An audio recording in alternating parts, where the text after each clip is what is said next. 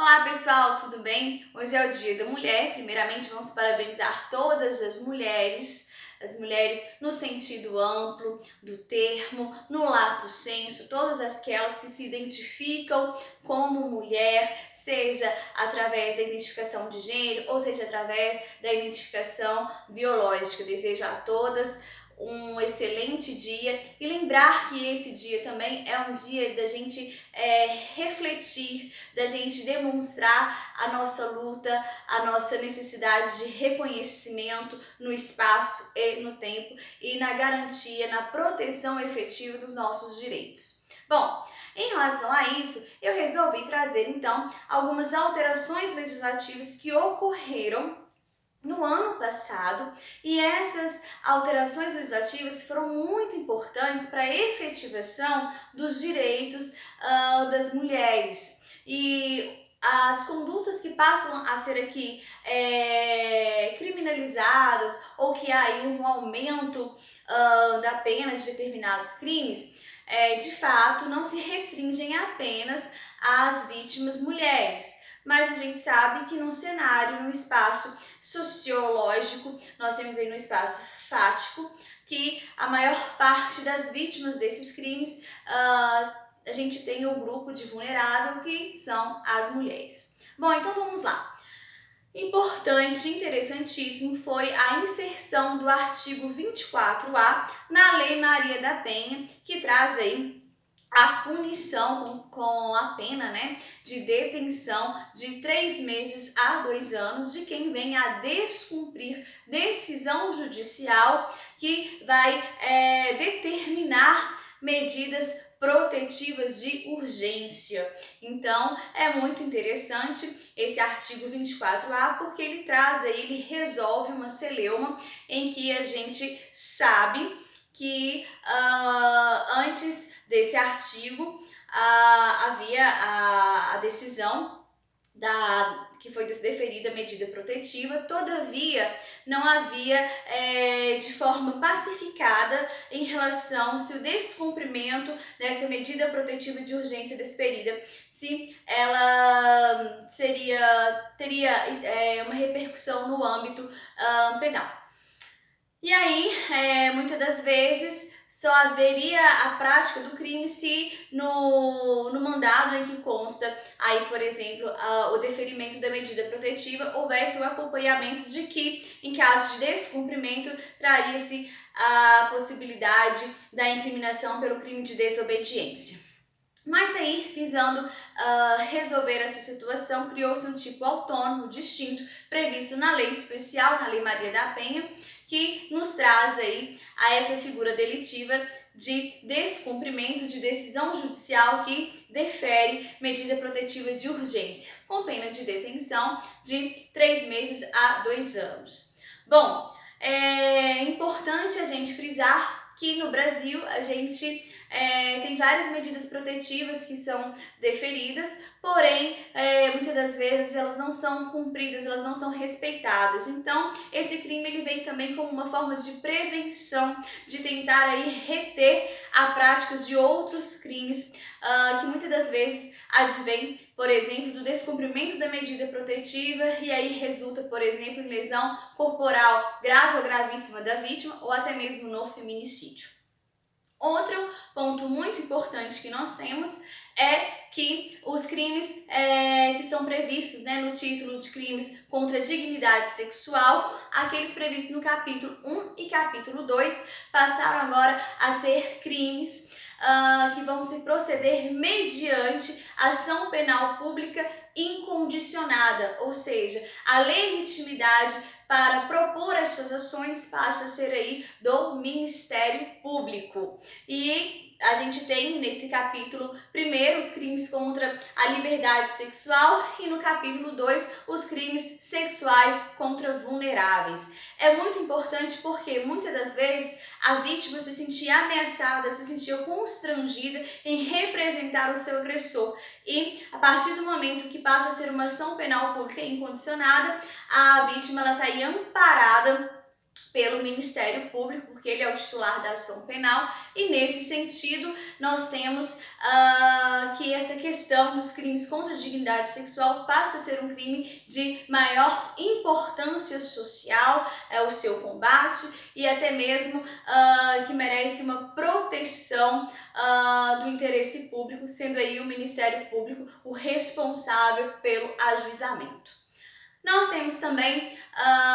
uma alteração em relação ao aumento de pena. Nós temos um aumento de 1/3 a 2/3 no caso de estupro, quando esse estupro ele é corretivo, e nós temos aí também em relação ao estupro coletivo. O estupro coletivo é quando nós temos aí o concurso de 2 ou mais agentes, e o estupro corretivo é aquele que ele é motivado com a intenção de controlar o comportamento social e sexual da vítima. Então, nos traz também essa grata surpresa com essa majorante. Nós temos também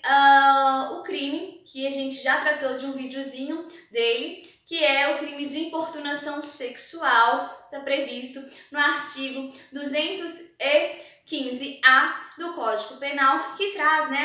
praticar contra alguém sem sua anuência qualquer ato libidinoso com o intuito de satisfazer lascívia própria ou de terceiro é crime, e nós temos um crime de pena de reclusão de 1 a 5 anos, se não constitui aí um crime mais grave. Muito importante porque é um crime clássico que nós temos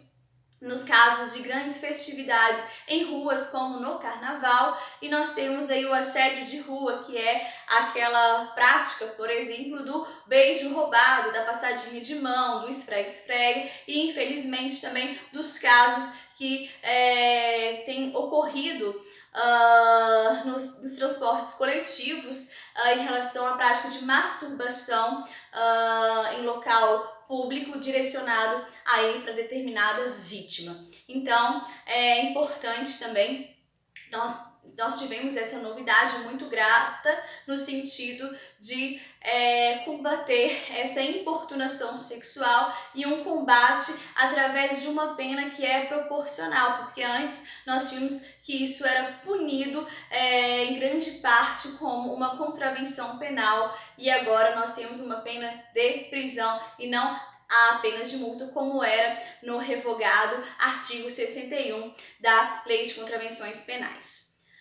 Bom, nós temos também o artigo 216-B, que nos traz aí o crime de registro não autorizado de cena de nudez, e nós temos uma pena, essa pena ela vai ser de detenção de 6 meses a 1 ano, e traz aí também a punição para aquele que de qualquer modo, através de filmagem, por exemplo, venha a registrar atos sexuais, libidinosos ou de nudez de caráter privado e íntimo sem a autorização dos participantes. Também traz aí uma grata surpresa, uma importante inovação no Código Penal. E importante também e bastante necessário para conter a violência contra a mulher, nós temos a qualificadora do homicídio, do crime matar alguém, que é aquele que resulta a morte da mulher e ele é causado devido à condição de sexo feminino, à condição de mulher. E aí nós temos previsto no próprio Código Penal o que vem a ser essa condição de mulher. Quando é praticado no âmbito da violência familiar e doméstica, melhor, dizendo no âmbito da violência doméstica e ou familiar, em que há aí uma relação de afetividade, de vínculo entre o agressor e a vítima, lembrando que aqui é necessário que essa vítima ela esteja numa situação de assimetria de poder, numa situação de vulnerabilidade. Isso já vem sendo até mesmo defendido no Superior Tribunal de Justiça. Lembrando que o crime de Feminicídio pode ser praticado tanto por homem quanto mulher, mas a vítima nós temos que é em razão da condição de mulher, e sendo nesse sentido, quando ele ocorre no âmbito da violência doméstica e ou familiar, ou quando nós temos por motivo de menosprezo ou discriminação da condição da mulher em relação aí a questões de gênero, que infelizmente a gente tem que a questão do preconceito, do estereótipo, de várias pessoas que são misóginas no nosso país e que vêm aí infelizmente a cometer o crime de feminicídio. E aí a gente traz, né, embora tenha no popular crime de feminicídio, na verdade é uma qualificadora que nos traz aí o crime previsto no artigo 121. E a grata surpresa que nós temos nessa qualificadora é o aumento de pena. Quando o crime ele é cometido com a qualificadora do feminicídio, nós já temos uma pena de reclusão de 12 a 30 anos. Mas nós vamos ter um aumento de pena, e esse aumento de pena ele pode ser de 1/3 até a metade, também quando ele ocorre, e aí foi incluído essas circunstâncias no Código Penal em 2018, por exemplo, quando ele ocorre na presença física ou virtual do descendente ou do ascendente da vítima, e quando ocorre no descumprimento das medidas protetivas de urgências que foram aí deferidas pela decisão judicial pelo juiz. E aí são aquelas previstas no inciso 1 ao 3 do artigo 22 da Lei Maria da Penha, como por exemplo nós temos no caso de suspensão da posse ou restrição do porte de armas pelo o agressor. Nós temos também a questão do afastamento do lar e do convívio com a vítima, com seus familiares e com testemunhas, e algumas condutas visando aí o afastamento do agressor, como por exemplo o distanciamento mínimo que tem que haver da vítima, da testemunha e dos seus familiares, a impossibilidade de comunicação com a vítima, com seus familiares e com testemunhas, como também a proibição de frequentar determinados locais para assegurar a integridade física e psicológica da vítima. Então, esses são os principais pontos que eu acho muito importante a gente estar debatendo, a gente estar trabalhando nesse dia tão importante que é o Dia Internacional da Mulher, e demonstrar que, apesar de ser uma transformação gradual, ela está ocorrendo para que a mulher possa cada vez mais poder ter o seu local de fala, de posicionamento no tempo e no espaço. Beijo grande a todos. Se você gostou desse videozinho, dá um like e convide os seus amigos para se inscreverem no canal. Até mais, um grande abraço.